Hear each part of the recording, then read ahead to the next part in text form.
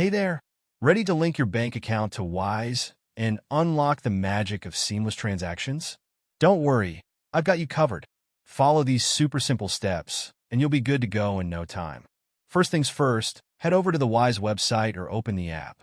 Enter your login credentials. You know the drill.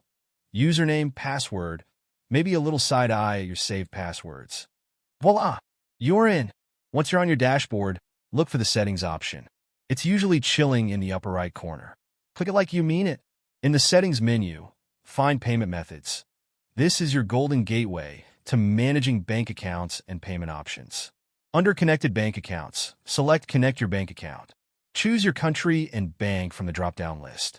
Now, type in your bank account info, account number, routing number, or any other details depending on your country. Double-check everything because typos here equals frustration later.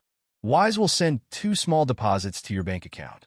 It's not free money, sadly, but it's part of the verification process. Keep an eye on your bank statement. This is your moment to shine.